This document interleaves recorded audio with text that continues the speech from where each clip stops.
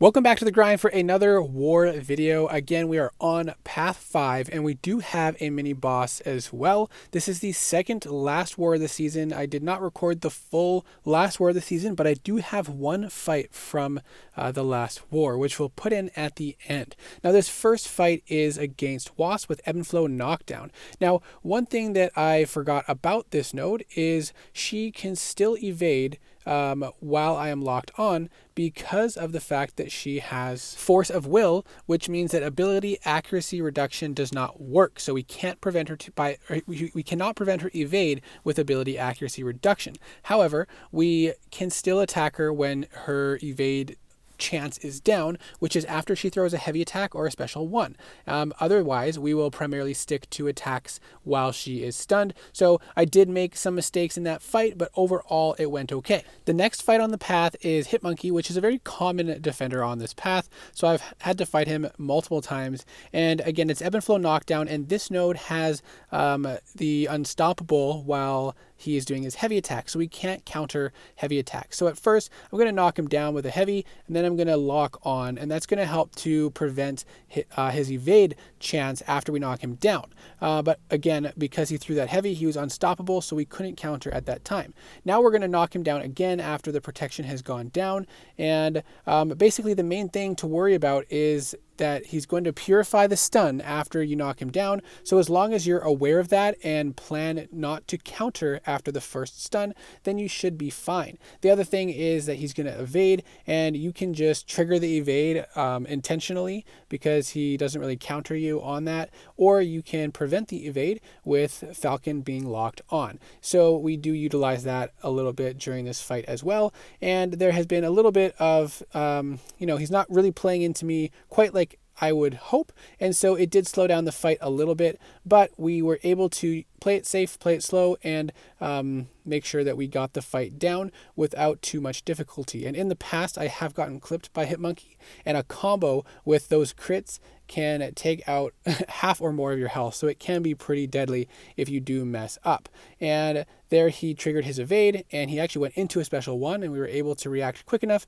to dex it and counter to finish him off. The next fight we have is Killmonger on Force of Will Footloose and Kinetic Transference. So we did bring along Mr. Fantastic for the synergy with Doom in this war, so that the heavy attack will armor break the opponent, and that way I can keep an armor break up pretty much the entire fight, and that will turn off Killmonger's ability to deal reverberation damage, and it will really help us to control this fight a lot more easily. Now, Dr. Doom is really nice for this node because a heavy attack will put the stagger on, so then when he throws off his special attacks, you don't have to worry about the unstoppable or evade buffs. Also, his ability to control power is very nice because you especially with that kinetic transference, if you do have to get in a situation where you're taking blocks into the hits into the block, you are still able to manage the opponent's power well. And if you don't have the stagger on when they throw off a special attack, you can still use your special one to nullify the buff. So he has a lot going for him for this fight.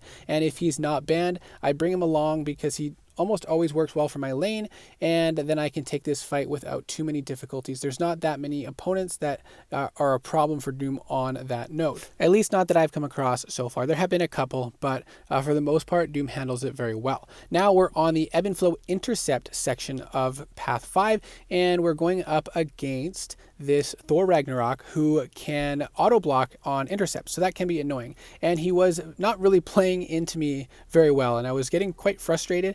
And then I intercepted, and I didn't get the Fury buff, but I did shut down protection, and that is going to remove protection from the fight for the rest of the fight, actually. So now we're basically just playing against a Thor Ragnarok that doesn't have a whole lot of other stuff going on. And I just noticed he actually has recoil active, which I don't think I noticed during the war. So we now pushed him to the power gain and messed up and got hit by a special attack. And then I threw off that special too to get back some of the adrenaline health, which is always nice to have. And now I'm trying to take a couple breaths and refocus myself to make sure I don't make that mistake again. So the rest of the fight I think goes a little bit smoother, and we pretty much able to finish it off without too much difficulty. And then I think we're going to throw a special 1 to let the bleeds tick him down at the end there and prevent him from getting that power gain. Now the next fight is against a Kitty Pryde. And if you've been watching my war videos, in the last war I died against Kitty Pryde. So this time I brought in Falcon again to help control the prowesses, and I was ready to make sure that, I took her down and did not die. And I was boosted up. I had invulnerability, I believe, for this fight, and I was ready. But for some reason, the AI just didn't feel right. It wasn't quite reacting the way I was expecting it to. I was having trouble getting intercepts, and then I was playing more cautious with her heavy attacks and with her specials, that I was just waiting to bait out that special 1, and I did end up landing that Fury from the intercept there, and I'm locked on now, so we're going to get into some damage. Then she didn't react like I expected with that intercept, and she actually just walked up and light intercepted me. So I lost my invulnerability, so I was a bit rattled, and now I'm waiting to bait out another special 1, and the protection is back up. So we're waiting and waiting and waiting for her to throw that special 1 so that we can get rid of those prowesses. And now she is phase still, so I did not counter after it. Now I'm locked on, and I'm going to try to intercept, but again, I messed up the timing with the intercept, and she just completely blew me up with that combo, which did surprise me quite a bit. So I was quite frustrated with that death. I don't think it was 2 wars in a row, but it was 2 back-to-back times that I had fought Kitty Pryde on this path that I died to her. So then I went in with Doom, and she's over 50% health still, and I get the intercept right away. Doom is just a friggin' beast, and he's so tanky, so if I mess up, he does have some give. Now, what I love about Dr. Doom for this is you can chain on the heavies and easily push her over a bar of power, so you can easily bait the specials to remove the prowesses very quickly. And there's another intercept, and then we're throwing the special 2 to finish off the fight. And that is 30 seconds. I took out the last 55% of Kitty Pryde with ease, whereas I took a long time and struggled with the dang Kitty Pryde when I took Falcon in. And I do have a clip of the last war of the season. I did fight Kitty Pryde again, and I'm going to put that in at the end of this video. But for this war that we're seeing all the fights for, we did have to take a Mcoc on this brute force, spry, and increased ability node. So the annoying part is he can auto block a lot, and so with Falcon we can reduce the ability accuracy by 100%, which is very nice, but we can't rely 100% confidence that he's not going to auto block. As you see there, he still can because of the increased ability, so we do have to be aware of that. But you can see we're really tearing him apart quickly at the start of this fight, getting some good damage in, and you can see there the auto block failed. And I do have the nice White Magneto pre-fight from one of my teammates that is helping with the increased attack damage for having a hero champion. Now we do make a mistake in this fight here. We mistime a dex on the special 1, and I am not getting an in on him right now, so we have brute force triggering the degen on us, and then I got hit by that special 1, which was a little bit frustrating. But now we're going to get back in the groove. We're going to finally get an in on him to remove that degen, and then we're going to trigger locked on, and then we're going to just kind of blast into him with that special 2, but he auto blocked the last hit, which also was kind of frustrating.